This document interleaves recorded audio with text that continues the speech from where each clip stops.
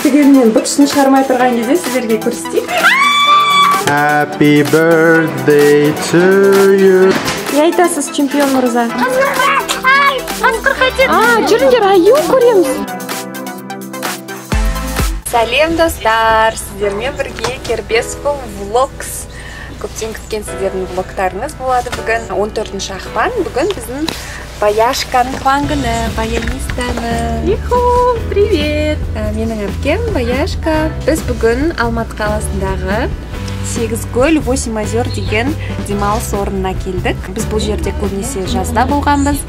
Бірінші рет мен қыста келіп отырмын. Қыста қандай қызықтар бар екенін, не істеуге болатынын сіздерге көрсетемін. Бізбен бірге болыңыздар. Міне 8 озер деген парк резорт.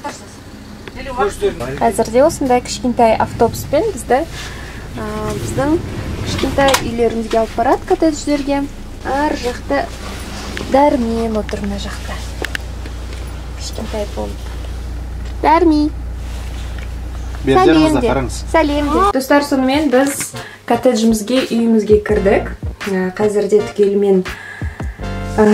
түгелмен бутышын шығармай тұрған кезде сіздерге көрсетейік. Мынандай қазір сыртынан көрсетейін.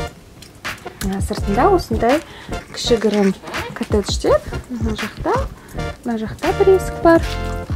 Осы есіктен кірген кезде мынандай шкаф. Сосын мына жерде бөлме. Мына жақта ванна, туалет. Қазір ол жер бос емес. Шаным не болды? Мындай төсек тұр, және де 3-ші адамға тағы да бір осындай қойып қойған. Яғни бір номерде 3 адам жаталады. Терезеде не бар екен көрсетейін. Шырша. 8 көлдің негізі территориясы өте әдемі. Бұл жақта жануарлар да, бұғылар, маралдар бар. Одан кейін шыршалар, сондай орманды жер. Мына телевизор тұр бізде. Мындай каналдары бар екен. Осындай кішігірім, меніңше өте былайша айтқанда әдемі орамалдар береді. Халаттарды біз өзіміз алып келдік. Сондай кішігірім, былайша айтқанда миленький. Сондай бөлме екен. Дәрмен атасына звондады. Ата ала ма?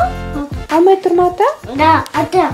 Атасы бүгін жұмыста, бізбен бара алмады, я атасын? Дәрмен жазынып жатыр. Ау? Ата жұмыста? Баба. Папа бізбен бірге. Қараңыздар, ана жақтар жазда бассейн болады да. Өте әдемі, өте сондай адам көп жер. Бірақ қыстың кезі адам аз екен. Мүлде жоқ десек те болады, өйткені 1-2 адамдарды ғана көрдік. Дала кішкене салқындау, оның үстінде бүгін осы күндері салқындатып тұр. 8 озер, 8 көл аталуының себебі территориясында 8 көл бар. Міне сол 8 көлдің территориясында осындай резорт, спа жасалынған. Енді жан-жағы өте әдемі. Мынандай ну орман, қалың орман. Территорияда мынандай ойнайтын алаң бар екен. Бұл жерде VR дейді, яғни виртуальная реальность. Компьютерлік ойындар, мына жерде үлкен экран, мынандай аттракциондар бар екен. Өте қызық нәрсе. Кішкентай балалардың да ойнайтын жері бар. Ау! Бөздегеу виртуальный аттракционға отырып жатыр. Қазірде американский горкадан. Ничего не надо, просто сидеть смотреть. Сырғанайды. Нет!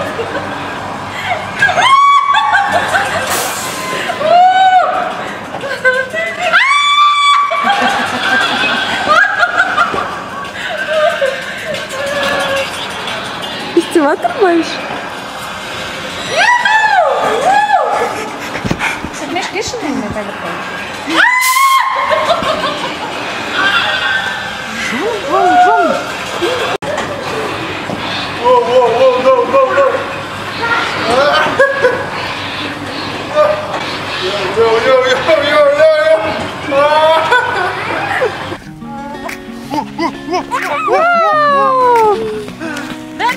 Gel otur gel. Sırğanaular басталды бізде.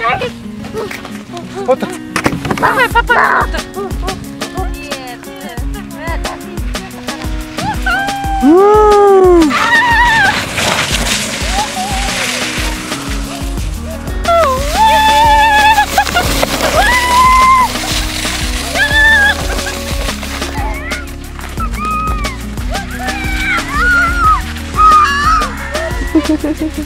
Дәрмен басында қорқып енді үйренді.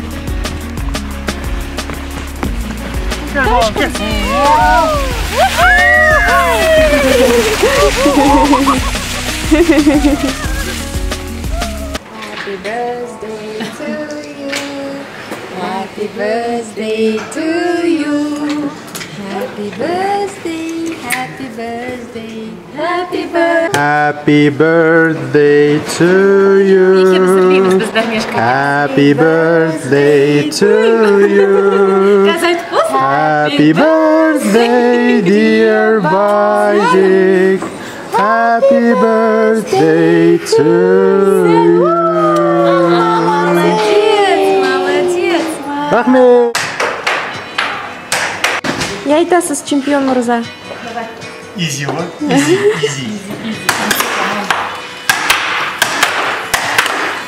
Қараңыздар, мына жақта екен, осындай зоопарк бар екен.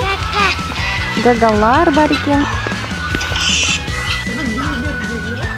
Кран. Вау! Я канаттармен. Вау, какой он красивый!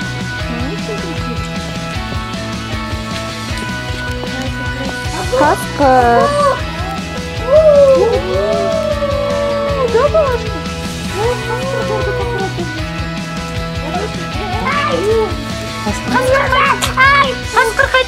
Жүріңдер, аю көреміз.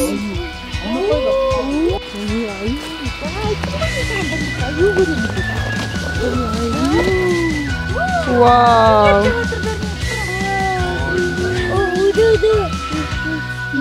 Достар, сонымен біз қайтып келдік, бірақ сіздермен қоштасып үлгере алмадым, өйткені жол бар, жолға дайындалу бар деген сияқты. Ал Сегізкөл ол Алматының сыртында орналасқан. 1 сағаттай, мүмкін 40 минуттай жүріп барасың машинамен. Енді Сегізкөлде демалған демалысымыздың плюстары мен минустарын сіздерге айтып өтпекшімін, және де меніңше бағалар жайында да міндетті түрде сұрақтар болуы мүмкін. Сол себепті осы видеоны бірден сіздердің сұрақтарыңызға жауап ретінде жасап отырмын. Сегізкөл деген ол Алматыда орналасқан, Алматы қаласының өзінде емес, сыртында.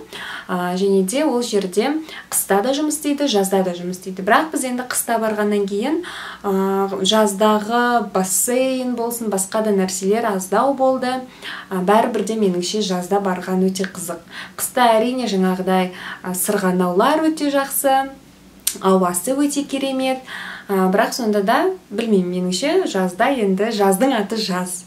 Жазда сен бассейнге түсесің, күнге киесің деген сияқты. Бағалар жайында айтатын болсақ, онда жұмыс күндері, егер де сейсенбі мен бейсенбі арасында баратын болсаңыздар, онда бір номерді жалға алу, ол 20 000 теңге болады. Ол жерге 2 үлкен адам, 1 кішкентай бала, немесе 3-ші адам қосылсын десеңіздер, онда 5 000 теңге тағы да үстінен төленеді.